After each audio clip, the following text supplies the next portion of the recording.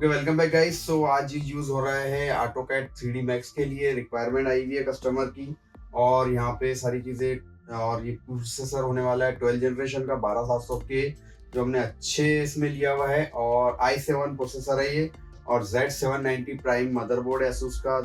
4060 Ti graphics card है हमारा white वाला, 8 GB OC edition Ti model के अंदर।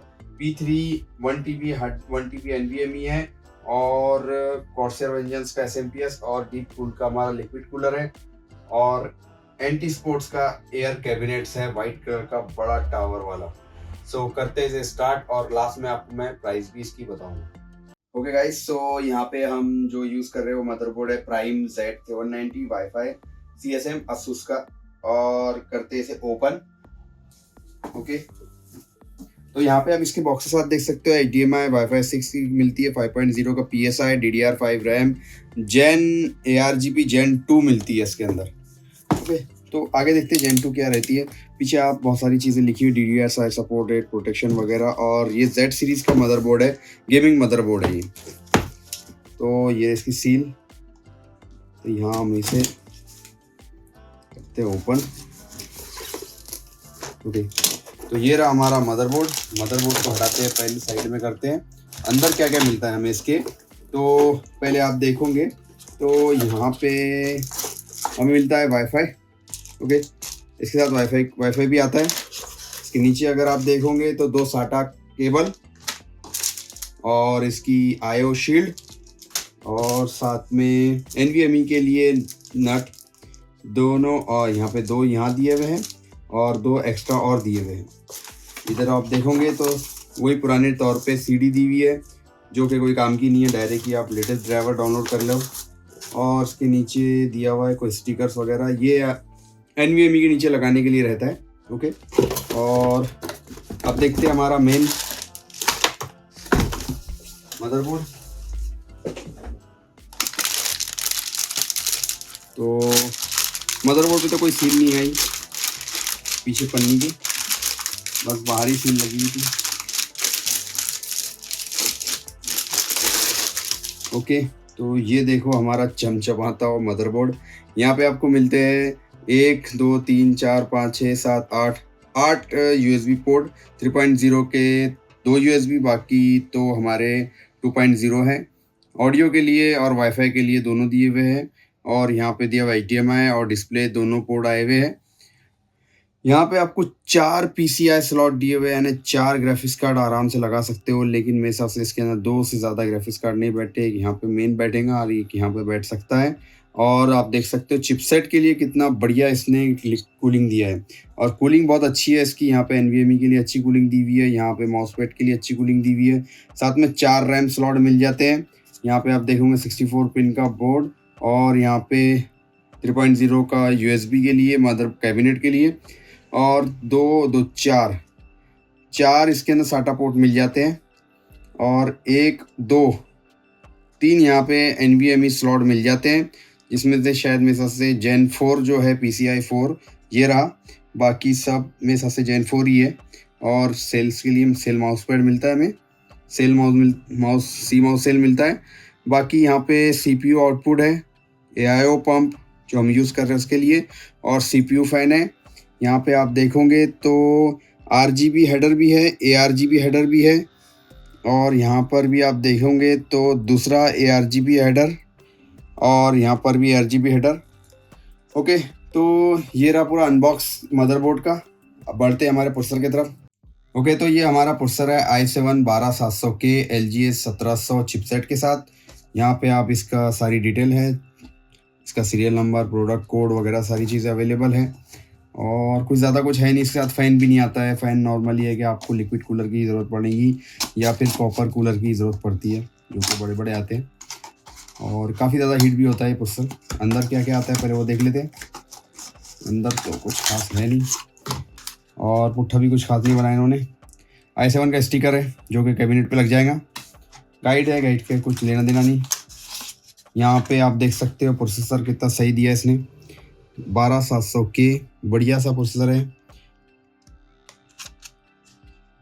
ओके, अब ये प्रोसेसर हम लगाएंगे।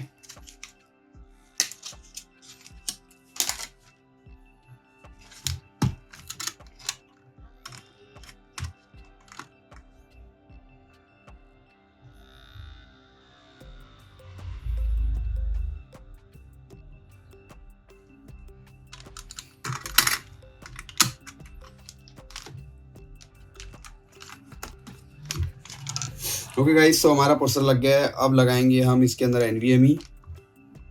तो हम जो यूज़ कर रहे हैं वो है 1 TB की 3500 Mbps अपलोड डाउनलोड स्पीड वाली क्रूशल P3 NVMe, और ये है PCI 3 यानी Gen 3 की।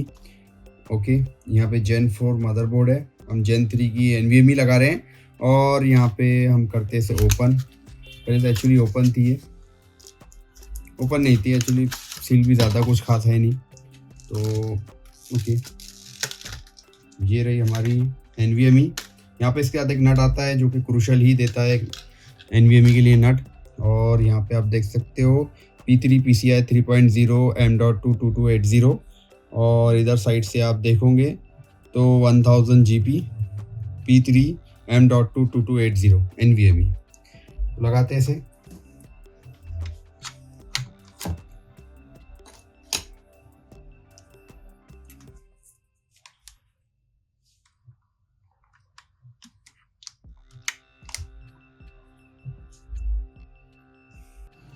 ओके, तो साथ में आता है इसका नट जो कि NVMe को लगेगा। तो यहाँ पे हम मदरबोर्ड के अंदर से ये हमें मिला है नट, और ये हर मदरबोर्ड के साथ आता है। तो ये निकाल लिए, और ये इसका नट है। यहाँ पे हमें पहले इसे लगाना होगा। पहले बस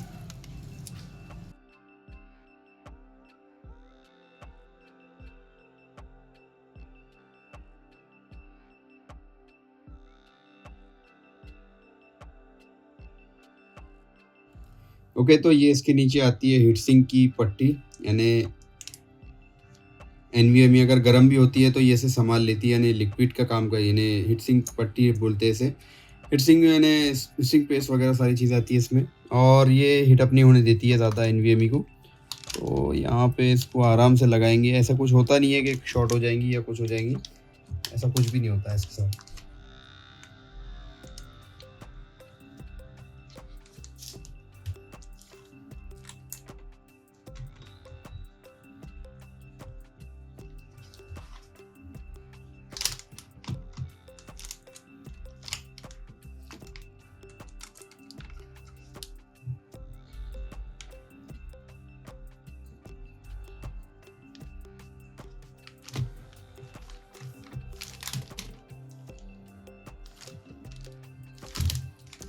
ओके, तो ये हो चुका है पूरा टाइट, और हमने लगा दिया NVMe। अब लगाएंगे हम हमारी रैम।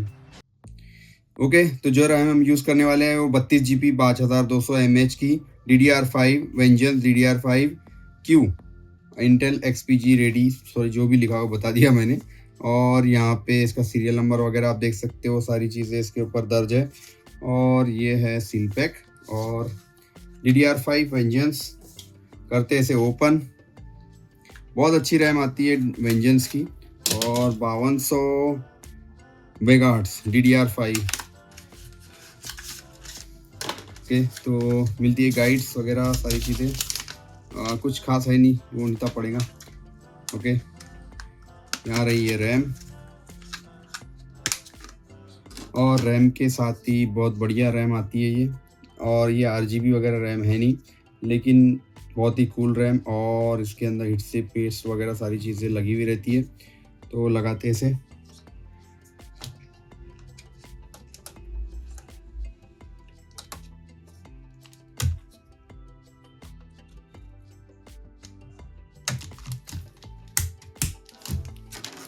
ओके, तो हमारी रैम लग चुकी है यहाँ पे।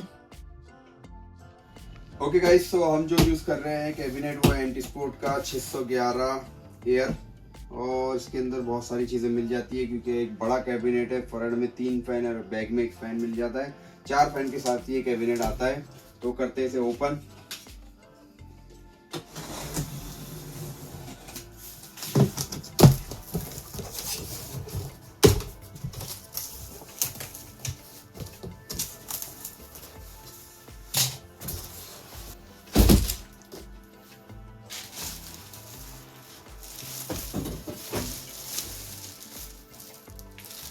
ओके गाइस, तो आप देख सकते हो ये बहुत बड़ा कैबिनेट है। यहाँ पे आप 3 फैन का ARGB कूलर लगा सकते हो, और बहुत सारी चीज़ें इसके अंदर। पहले पन्नी हटा देते हैं इसकी।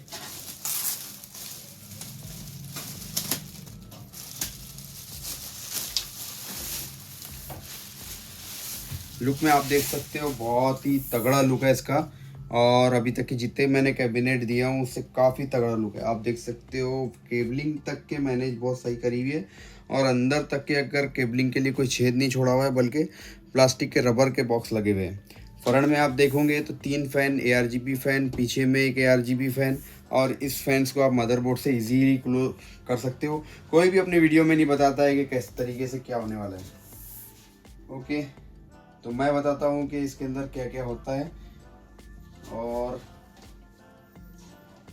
ज़्यादातर लोग ये जानना चाहते हैं कि मदरबोर्ड में ARGB है कि नहीं, तो इसमें ARGB है। आप इसे मदरबोर्ड से कंट्रोल कर सकते हैं अगर आपका मदरबोर्ड ARGB कंट्रोलर के साथ आता है तो मुझे ये देखना है इसे खोलता कैसे है ये।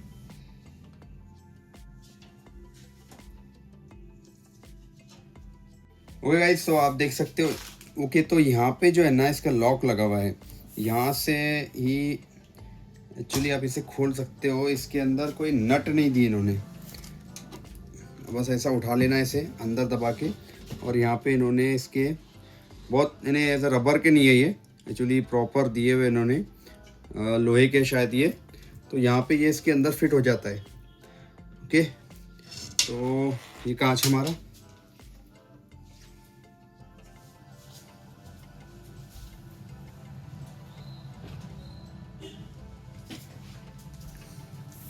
यहाँ आप देख सकते हो तीनों फैन वगैरह, चारे फैन। ओके, तो फ्रंट का लुक ये है, मस्त ARGB। यहाँ पे आपका SMPS भी बहुत अच्छा बड़ा SMPS लगा सकते हो आप। और बैक साइड अगर आप देखोगे तो यहाँ पे 2 नट दिए हुए हैं इसने, जो फिंगर नट है।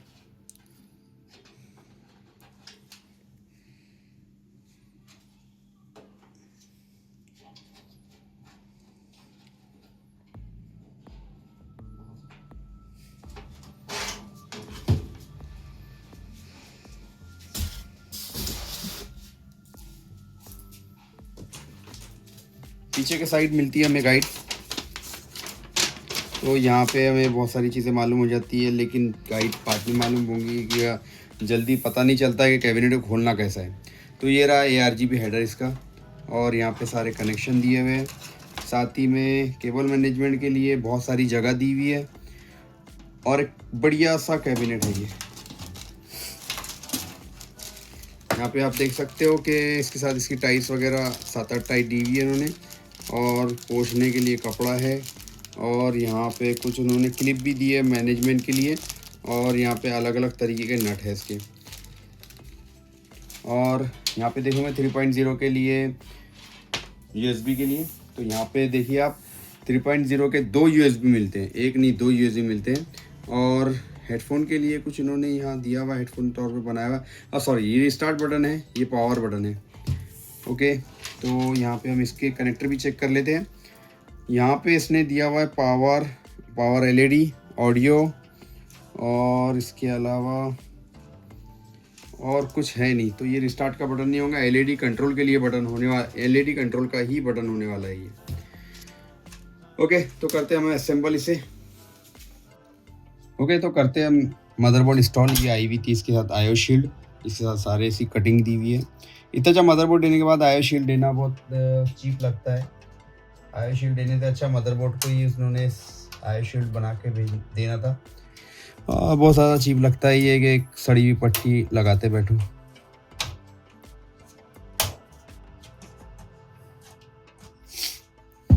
ओके, और ये हमारा मदरबोर्ड, इसके ऊपर लिक्विड कूलर हम फिक्स करेंगे, तो बाद में फिक्स कर सकते हैं।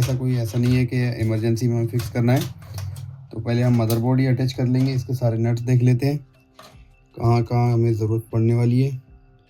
ओके, तो सारा प्रॉपर नट्स वगैरह प्रॉपर देख लिए हमने, कोई मसला नहीं है। यहाँ से हम हमारा जो है SMPS के वायर्स निकाल सकते हैं, और यहाँ पर भी इसके SMPS के वायर निकल जाएंगे। ओके, इसने जो SMPS के जो दिए हैं ना कनेक्टर, वो 2, 2, 4, 2, 6, 2, 8 कनेक्टर प्लस 4 कनेक्टर, यानी 12 कनेक्टर वाला दिया है।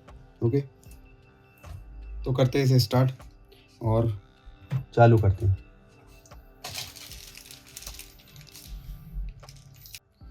ओके, तो यहाँ हम यूज़ कर रहे हैं LE520, जो कि डीप कूल का लिक्विड कूलर है। और ये ARGB लिक्विड कूलर है, यानी आप इसका मदरबोर्ड से ही सारी चीज़ें कंट्रोल कर सकते हो और सिंक कर सकते हो कैबिनेट की LED के साथ।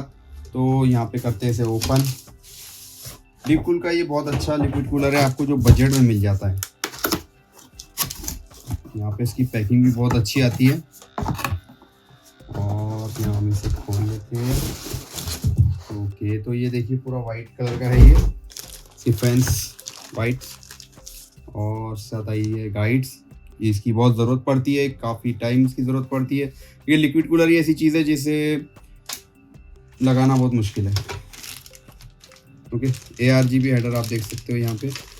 ये 2 फैन, नीचे में मिलता है पूरी इसकी एक्सेसरीज जो कि हमें यूज़ होने वाली है, इसलिए इसी गाइड की बहुत ज़रूरत पड़ती है। और यहाँ पे आता है रेडिएटर, और रेडिएटर के ऊपर लगा हुआ है हीटसिंक के ऊपर लगी हुई है हमारी पट्टी। ओके, ये रहा हमारा रेडिएटर, पूरा वाइट चमकता हुआ रेडिएटर हमारा। और यहाँ पे ब्रांडिंग डीपकूल की। ओके गाइस, सो हमने कर लिया है लिक्विड कूलर इंस्टॉल और यहाँ पे पंप भी लगा लिया है, रेडिएटर भी लगा लिया है। और किस तरीके से लिक्विड कूलर इंस्टॉल करते हैं डीपकूल का, तो इसका वीडियो मेरे चैनल पर पड़ा हुआ है। मैं इसकी लिंक आपने इस वीडियो में डाल दूंगा, आप वहाँ से चेकआउट कर सकते हो। तो आप देख सकते हो कितना खूबसूरत लगा है।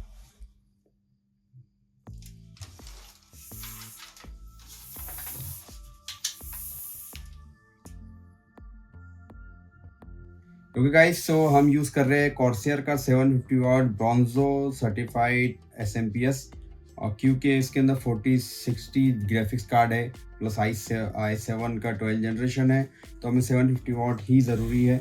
और ये आगे तक के लिए काफ़ी अच्छा SMPS होने वाला है। यहाँ पे खोल लेते हैं और देखते हैं इसकी पैकिंग।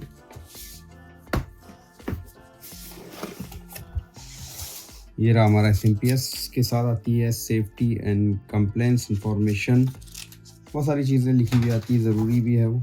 काफ़ी मोटी केबल आती है इसके साथ। और अंदर देखेंगे तो एक पाउच रहता है ये वाला, और इसके नीचे काफ़ी सारी केबल्स। पैकिंग काफ़ी अच्छी दी हुई है कि ताकि SMPS से कोई खरोच वगैरह ना आ जाए। SMPS एक्चुअली मुझे वाइट मिला नहीं, इसलिए मैंने ब्लैक ही यूज़ किया हूँ। तो यहाँ आप देख सकते हो काफ़ी बड़ा फ़ैन दिया हुआ है इसने, और काफ़ी हेवी SMPS है ये, कॉर्सियर 750 वाट। और यहाँ पे सारी इसकी इंफॉर्मेशन करंट्स की लिखी हुई है, कौन कौन सा कैसा कैसा करंट से मिलेगा। ओके, तो डिटेचेबल नहीं है ये। खोलते से पूरा ओपन करते हैं अभी।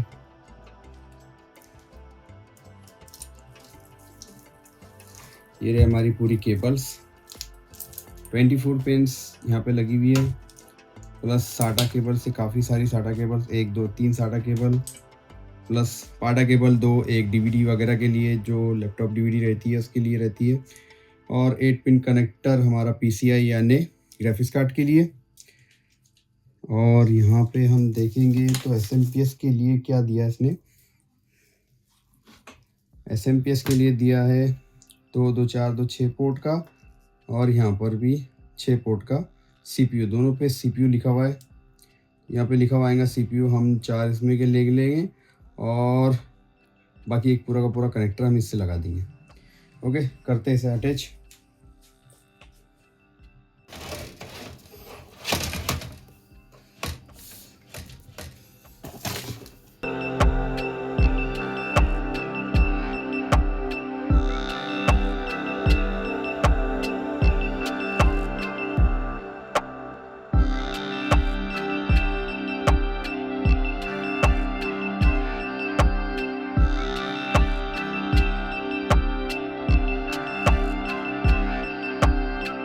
ओके, तो हम मेमोरी के लिए बहुत बड़ी स्पेस नहीं यूज़ कर रहे कि 1 TB की NVMe भी यूज़ कर ली हमने, और WD की अब पर्पल हम यूज़ कर रहे हैं 1 TB स्टोरेज के लिए। WD पर्पल हमें यूज़ कर रहे हैं स्टोरेज के लिए। यहाँ पे इसकी 3 साल वारंटी आती है, बहुत अच्छी है, और 7200 RPM के साथ ही आती है। ओके, सर्विलेंस हार्ड डिस्क है तो सर्विलेंस यूज़ करें तो कोई मसला नहीं है, क्योंकि जितनी ज़्यादा चली उतना अच्छा है। सर्विलेंस एक्चुअली इसलिए यूज़ होती है कंप्यूटर में भी, अगर कंप्यूटर दिन भर चालू रहा तो भी कोई मसला नहीं आना चाहिए रीड एंड राइट के अंदर। वैसे तो इसे स्टोरेज के लिए यूज़ हो रहे हैं तो कोई सा प्रॉब्लम तो है ही नहीं। अभी नीचे यहाँ लगा हुआ था, हमने ऐसे निकाला ऐसे, और अब इसके ऊपर लगा देंगे हार्ड डिस्क। वैसे 2 हार्ड डिस्क आराम से लगती है इसमें, 2 हार्ड डिस्क आप लगा सकते हो। तो हम पहली बार तो लगा ही दे रहे हैं। इस तरीके से आपको लगाना है हार्ड डिस्क के अंदर। ओके गाइस, मेन कंपोनेंट हमारा ग्राफिक्स कार्ड जो कि है एनवीडिया की तरफ से Asus RTX 4060 Ti GeForce RTX 60 Ti। Okay, dual fan के साथ आता है 8 GB रैम, DDR6 GT3 और OC एडिशन है। रे ट्रेसिंग वगैरह सारी चीज़ें आपको मिल जाती है इसके अंदर। रिफ्लेक्सिंग ड्यूल और ओवरक्लॉकिंग ग्राफिक्स कार्ड है। और TI मॉडल है, TI मॉडल को देखना ही नहीं पड़ता है, इसलिए हम इसके अंदर काफ़ी सारी चीज़ें अच्छी यूज़ कर रहे हैं। तो करते हैं इसकी अनबॉक्सिंग। तो यहाँ से इसे ऐसे ओपन, और ये रहा हमारा 4060 ग्राफिक्स कार्ड। कुछ लिखा है पेप 20 कूलराइजेशन DI कार्टा, क्या पता, वाइट कलर है ये। ओके, तो ग्राफिक्स कार्ड, ये रहा हमारा ग्राफिक्स कार्ड। पन्नी बहुत बड़ी दी है अंदर तक के, पैकिंग बहुत काफ़ी अच्छी है, प्रीमियम पैकिंग है। अंदर आप देखोगे तो काफ़ी सारी चीज़ें रखी हुई है, रगी हुई है, और इसको इस तरीके से निकाल सकते भी है। यहाँ पे क्या है ये पता नहीं, शायद यहाँ अटैच करने के लिए हो, जो भी है ये सारी चीज़ें इसके साथ आई हुई है। और यहाँ पे गाइड वगैरह दी हुई है इसने, काफ़ी प्रीमियम गाइड है। और गाइड के अंदर भी एक स्टिकर है रखा हुआ, जो कि इसका RTX का है, Asus का। ओके, कोई चिपकने वाला नहीं है। बाकी पूरी गाइड है किस तरीके से अटैच करना चाहिए, क्या करना चाहिए। ओके, तो करते हैं इसे साइड। और यहाँ पे है हमारा, ये है हमारा ग्राफिक्स कार्ड। तो काफ़ी हेवी ग्राफिक्स कार्ड है, और ये इसकी सील,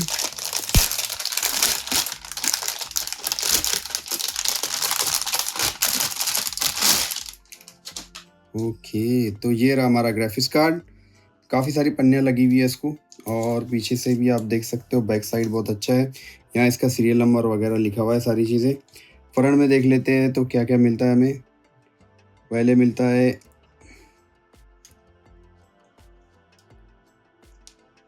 पहला जो हमें मिलता है वो HDMI पोर्ट, और बाकी जितने भी दिख रहे हैं वो सब डिस्प्ले पोर्ट है। इसके अंदर एक ही HDMI पोर्ट दिया है, ये मुझे अच्छा नहीं लगा कि बाकी डिस्प्ले पोर्ट दिया, लेकिन मेन जो काम होता है, अगर गेमिंग कर रहे हो तो डिस्प्ले पोर्ट ही आपने यूज़ करना चाहिए, और अदर वर्किंग के लिए HDMI पोर्ट यूज़ होना चाहिए, गेमिंग के लिए सबसे ज़्यादा। और 8 पोर्ट यहाँ पे कनेक्टर दिया हुआ है इसके पावर के लिए।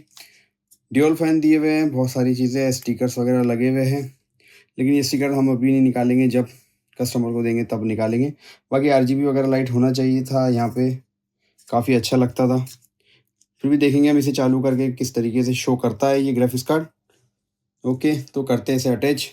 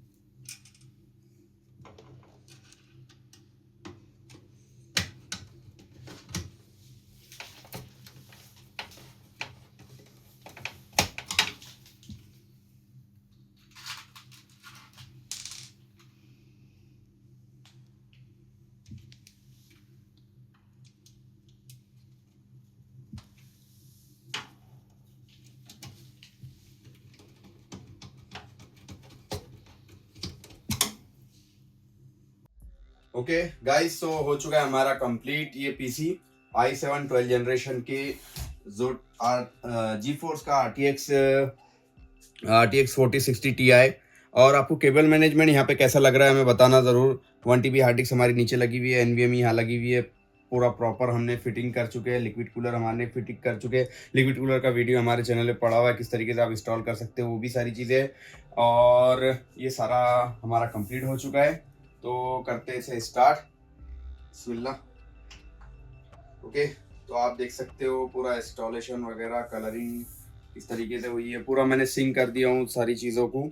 और इसकी सारी चीज़ों की कॉस्टिंग जो गई है वो आपको बता देता हूँ अभी मैं। ओके, तो इसकी जो कॉस्टिंग गई हुई है वो है टोटल अंडर 1.5 लाख रुपए। 1.5 लाख रुपए के अंदर ये पीसी बना है। इसकी कोई तोड़ नहीं है, आप कोई भी गेम इसके अंदर आसानी से खेल सकते हैं। AutoCAD वगैरह सारी चीज़ें आप आराम से चला सकते हो, एडिटिंग वगैरह, प्रीमियम प्रो, आपको कोई रिकॉर्ड आने वाली नहीं है। कोर्स अच्छे है, प्रोसेसर अच्छा है, कूलिंग अच्छी है, ग्राफिक्स कार्ड सबसे तगड़ा है, 32 GB रैम। 1.5 लाख के अंदर ये पीसी बहुत बढ़िया है। और विद मॉनिटर 1.5 लाख रुपए, 24 इंची एसर का मॉनिटर के साथ ही 1.5 लाख रुपए का बनता है। और विदाउट मॉनिटर अगर हम पकड़े तो ये अंडर 130 या 140 तक के आ जाना चाहिए आपको। 140 पकड़ के चलिए कि 140 के अंदर आपको ये आ जाता है ये। ओके, तो मैं आपको इसके सारी चीज़ें बता देता हूँ। ओके, तो आप यहाँ देख सकते हो i7 12700K 32 GB रैम, बाकी सारी चीज़ें अवेलेबल है। आपको टास्क मैनेजर में इसका बता देता हूँ। टास्क मैनेजर में गए हम और यहाँ पे परफॉर्मेंस CPU आप देख सकते हो। 12 जनरेशन का CPU 12700K, 100% यूजेस नहीं है, 0%, 0.8 पे। 32 GB रैम है हमारी, मेमोरी 32 GB। नीचे आप देख सकते हो 48 मेगाहर्ट्ज़ बता रहा है, अभी हम इसे ओवरक्लॉक कर सकते हैं। और 28 GB वगैरह वगैरह है। और ये रहा हमारा GPU आप देख सकते हो NVIDIA GeForce RTX 4060 Ti। Okay, तो ये था वीडियो। अगर कुछ केबल मैनेजमेंट या पीसीस के अंदर कोई इश्यू रहा तो आप बिल्कुल बता सकते हो हमें। ओके, तो अगर कुछ केबल मैनेजमेंट में ऐसा कुछ रहा तो बिल्कुल कमेंट्स में बताइए। और अगर इसके अलावा और कुछ जानकारी चाहिए कि आपको किस तरीके से पीसी बनाना है या बिल्डअप के लिए कोई वीडियो बनाइए तो मैं आपको बिल्कुल बताऊँगा। मैं लाइट बंद करता हूँ और आप इसको कलरिंग वगैरह आप इसे एंजॉय कीजिए।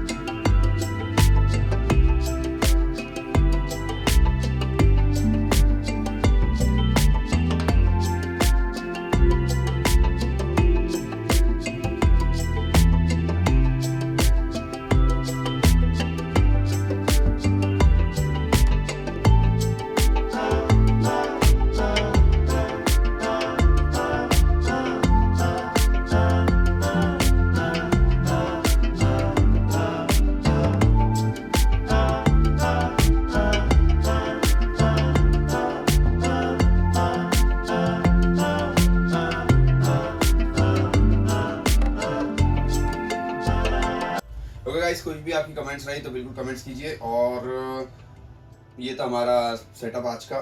तो thanks for watching, please like share and subscribe. Okay, thanks for watching.